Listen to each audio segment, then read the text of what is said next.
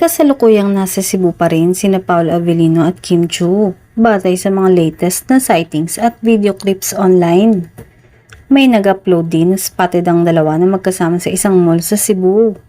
Sinamahan nga daw ng aktor si Kim mamili ng ilang gamit na kailangan nito. Dagdag pa nga ay magkasama din ang dalawa sa isang kondo. Madalas kasi nasabay palagi kung nakikita ng mga fans doon. Sa press appearances ay nagkwento sila na mas close ngayon at madalas silang magkasama.